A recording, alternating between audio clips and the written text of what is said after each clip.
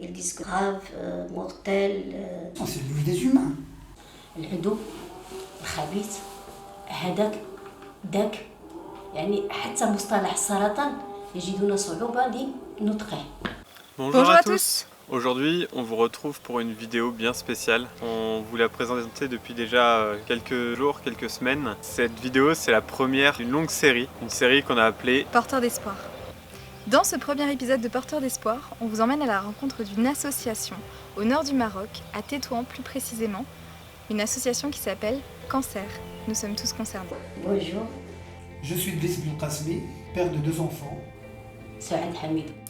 Je suis Khadouj Imhaoulel, secrétaire générale de l'association Cancer sont tous concernés. Soyez les bienvenus chez nous. Le cancer au Maroc, on en parle très peu. Pour parler de cette maladie, on va souvent parler de la mauvaise maladie, de l'ennemi ou même de l'injure de Dieu vis-à-vis d'une personne, et ça pour des raisons bien précises. Le concept du cancer au Maroc, c'est cancer égale la mort, pour les grandes masses populaires. Ils ne connaissent pas la maladie du cancer, ils ne la connaissent pas.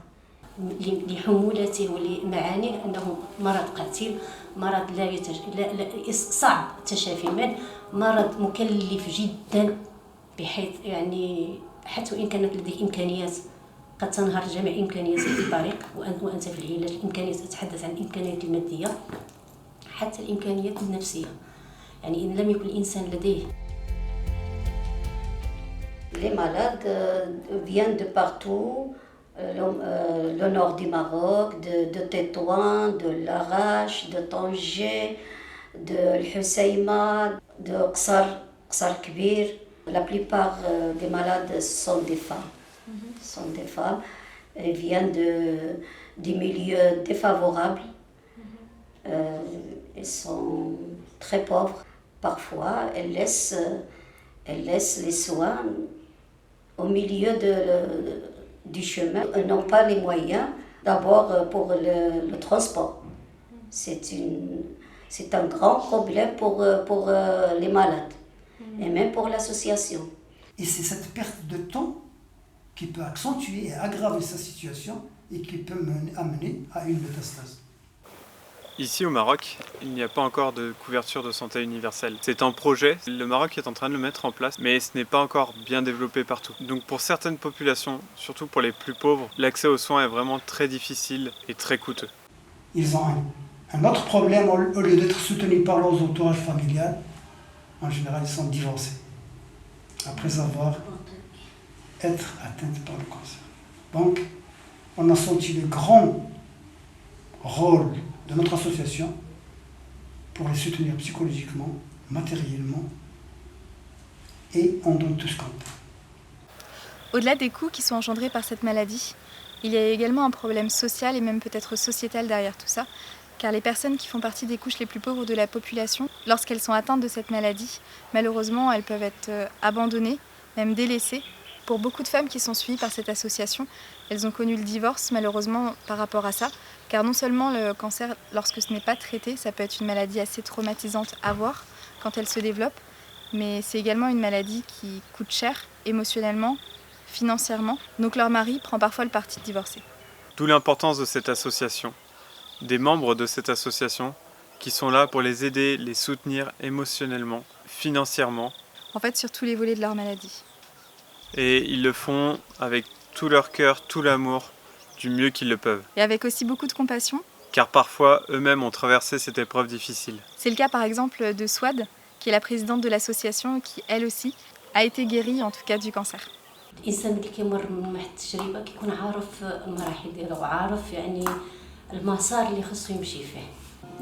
يكون واحد يعني هناك مثل لمريض تشافى لبعث الامل، قوى داخليه ودعم من المحيطين به، صعب ان يكمل علاجه، صعب، سيجد صعوبه، ينهار وقد ينهار ويعاود وينهار ويعاود.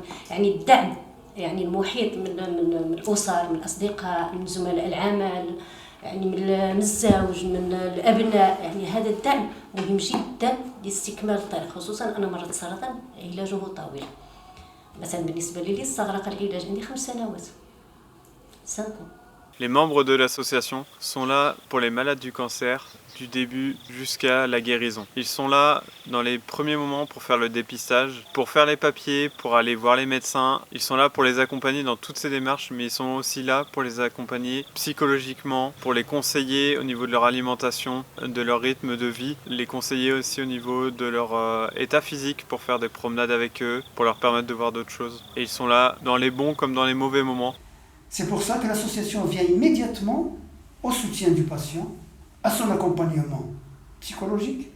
Parfois, on fait appel à des entretiens individuels avec un psychothérapeute qui peut entamer une discussion avec le patient et lui faciliter le parcours de sa vie nouvelle, qui est les protocoles de guérison.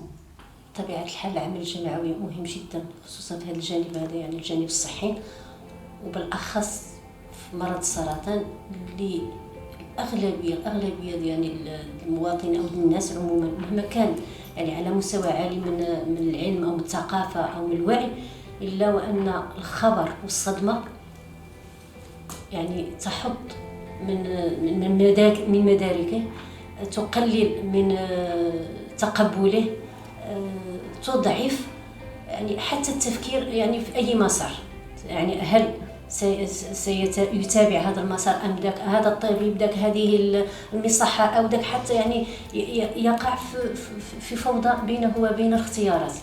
فدور الجمعية يأتي هنا للتوجيه والإرشاد. التوجيه مهم جدا للمرضى بحيث سرطان لنقول أنه كباقي الأمراض لكن خصوصيته تنحصر في السرعة والمبادرة بالعلاج. فأي وقت مهدور خارج العلاج فهو يعني قيمة عكسية في علاجه. On a une équipe qui les accompagne pour aller se soigner à l'hôpital. Là où il n'y avait même pas de transport public pour transporter nos patients, à Rabat qui est loin de 300 km ou à Tanger qui est loin de 60 km, pour avoir leur séance de chimiothérapie ou de radiothérapie. Donc le bureau, et grâce à monsieur le directeur, le jeune directeur Simon Belkadi, on a pu avoir un véhicule personnel en plein Covid, là où tout le monde était terrorisé, tout le monde avait peur, mais lui, il était là, accompagné le malade à Rabat ou à Tanger, avec un véhicule d'un bienfaiteur qui nous a prêté pour 2 mois, 3 mois, et nous avons fait vers 50 voyages aller-retour avec nos patients de l'association, là où il n'y avait pas possibilité d'un transport public, soit par taxi, soit par n'importe quel autre moyen. Pour en connaître un peu plus de l'association, je vous propose de suivre Driss faire une visite des locaux de cette association ainsi que de leurs activités.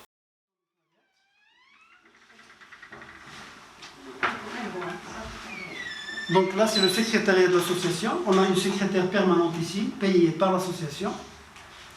Et c'est elle qui s'occupe de la réception des patients, reconstituer leur dossier dès qu'ils arrivent ici. Bien sûr, par la supervision du directeur de l'association, c'est Mohamed Belkadi.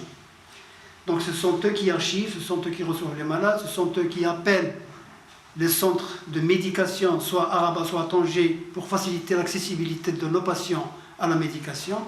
Donc ce sont eux qui ont le plus long fardeau sur leur dos, bien sûr, et ils exécutent aussi toute décision du bureau exécutif de l'association. Là, c'est le bureau de l'association. C'est là où les archives sont classées, comme vous pouvez le constater. Donc là où nous avons vraiment une base de données très intéressante de nos patients. Donc notre association accompagne aux environs de 760-770 malades, dont plus que 500 sont toujours vivants, ils sont guéris ou en cours de guérison. Voilà, donc on passe à une petite cellule ici.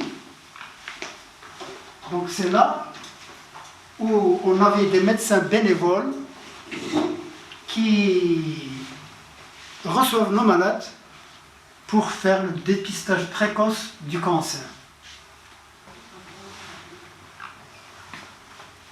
On passe à notre salle de réunion. Donc c'est une salle de réunion. Là, on assure aussi des formations et des séances d'écoute collective pour nos patients. Quand nous accueillons un nombre plus intéressant que le nombre que peut accueillir cette salle, on essaie de le faire dans des hôtels ou dans des espaces plus spacieux. Donc je vous invite voir un peu notre atelier de couture et de broderie. Donc cet atelier a été imposé par une situation financière très difficile qu'a vécu notre association lors de la pandémie Covid-19. Là où il n'y avait plus de soutien de l'État et de ses organismes, de ses collectivités locales pour l'association, et tout dépendait de nos possibilités personnelles et de ce qu'on faisait pour continuer à assurer à nos patients les services qu'on leur a assurés. Donc comme vous constatez, ce sont les produits de la machine qu'on vient d'acquérir.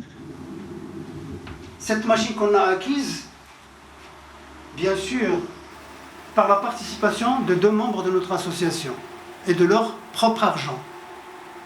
Pourquoi? C'est pour essayer de remédier au manque des fonds financiers pour assurer la continuité de l'ouverture de notre local et recevoir nos patients.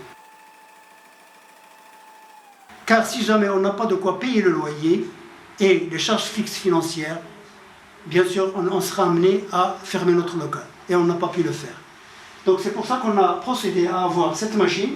C'est une broderie et une machine à coudre assistée par un ordinateur. Le but, c'est essayer de faire des recettes pour subvenir à quelques dépenses fixes et assurer la continuité du service public vis-à-vis de nos patients. Mais aussi, c'est faire apprendre à nos patientes, issues presque toutes des couches les plus démunies, leurs enfants et leurs entourages familiales, on essaie de leur faire apprendre un métier régénérateur de revenus. Comme ça, ils auront bien sûr à subvenir à leurs enfants et assurer une vie digne dans l'avenir. Voilà, donc c'est le dernier atelier qu'on vient de voir. Comme vous avez pu voir lors de la visite de ces locaux, les membres de l'association réfléchissent à des solutions pour pérenniser la situation financière de l'association. Cela permet également de pérenniser la situation financière des personnes qui sont aidées. Comme on vous l'a expliqué, ce sont souvent des personnes de milieux défavorisés qui n'ont pas de travail. Donc ces investissements permettent de former les malades pour leur permettre d'acquérir des compétences pour par la suite trouver du travail et trouver une situation plus stable financièrement. Ce qu'il faut savoir, c'est que si les membres de cette association ont un cœur pour ces malades, c'est aussi qu'ils ont été inspirés par quelqu'un, le fondateur justement de cette association. Au Maroc, la culture de l'honneur est très importante, donc il tenait à faire ses interviews avec la banderole, avec sa photo derrière, dessus pour qu'il puisse être présent lui aussi lors de cette vidéo. Cette association est née en novembre 2014. C'est grâce à M. Hassan Mahjour, notre défunt ami, qu'on n'oubliera jamais, qui a été déjà atteint, je crois, en 2008-2009, et qui a souffert d'un cancer du côlon. Puis, après avoir bénéficié ou profité d'une période de guérison, par la suite, il va l'avoir en métastase au niveau de ses poumons. La souffrance, on a vécu avec lui, il souffrait, mais il est resté fidèle à l'association jusqu'à la dernière minute de son décès. Ce brave homme a travaillé et a pu organiser et instituer cette association en 2014 avec un certain nombre de cadres du nord du Maroc et de partout du Maroc et de toutes les catégories sociales. Donc cette association a commencé à travailler et œuvrer pour aider ces démunis grâce à ces braves hommes et femmes qui ont tout donné avec transparence. On a vraiment été contents aujourd'hui de vous présenter cette association et comme on vous l'a dit, pour nous c'est des personnes qui sont très inspirantes et qui nous donnent envie nous aussi de participer à cette chaîne de solidarité. J'espère que pour vous aussi c'est le cas. Personnellement, on a vraiment été touchés par chacun des membres de cette association. Dans la vidéo, ils n'ont pas pu tous intervenir parce qu'ils n'étaient pas tous disponibles, mais une semaine avant, nous avons pu tous les rencontrer. Et vraiment, ce sont des gens qui ont à cœur les malades du cancer. Alors avant de partir, ils nous ont remis un petit présent. C'est cette broderie. Qui représente un porteur d'eau. C'est une image qui est très connue au Maroc. En fait, c'est une personne qui, sur les marchés, distribuait de l'eau parce qu'il n'y avait pas d'eau potable à l'époque. Et c'est un pays où il fait chaud, donc les gens ont soif. Donc voilà, c'est vraiment une personne qui allait à la rencontre des gens pour leur donner de l'eau. L'eau, c'est aussi le symbole de la vie.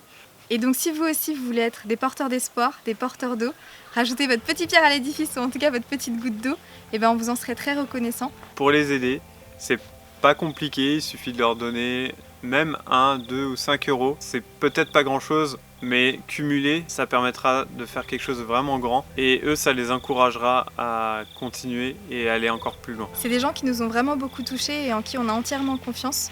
Donc vous pouvez y aller les yeux fermés, même si c'est pas une grosse somme. Le plus important, ce sera de leur donner un petit encouragement pour dire que eux, ils se soucient de ces gens qui souffrent et que vous n'y êtes pas insensible non plus. Autrement que financièrement, c'est possible également de faire des dons parce qu'il y a des choses qui peuvent sembler dérisoires pour nous, mais qui sont d'une grande importance pour ces personnes des milieux défavorables. On a un exemple à vous donner. Il faut savoir que le salaire d'un Marocain moyen est beaucoup plus bas que celui d'un Français. On peut tourner autour des 250-350 euros par mois. Alors qu'en France, un salaire minimum pour 35 heures tourne à presque 1300 euros. Donc il y a 1000 euros d'écart et une boîte de Doliprane coûte le même prix en France qu'au Maroc. Donc il y a également la possibilité de les aider en faisant des dons de matériel, si vous avez, qui peuvent venir en aide à ces personnes. Que ce soit de la bétadine ou autre, faut vraiment pas hésiter. N'hésitez pas à leur demander, on va vous donner leur adresse mail. Dernière chose, comme l'a dit Swad, quelqu'un qui est guéri, c'est quelqu'un qui est porteur d'espoir aussi. Alors n'hésitez pas à nous envoyer à notre adresse mail qu'on va laisser en description ou même en commentaire votre histoire à vous de guérison parce que ça peut en encourager plus d'un. Une autre façon d'aider ces associations et de nous aider nous aussi, c'est de partager en masse cette vidéo pour qu'un maximum de monde puisse voir ce qui est fait par cette association et par les prochaines qui arriveront dans les prochaines vidéos. Donc n'hésitez pas à partager un maximum à vos amis, à vos connaissances autour de vous cette vidéo, à liker cette vidéo, à vous abonner à cette chaîne et à commenter sous cette vidéo comme Shaima vous proposait vos témoignages ou des encouragements. Et sinon, on vous dit à bientôt pour une prochaine vidéo. Cancer, Nous sommes tous concernés. Saratan, Kuluna.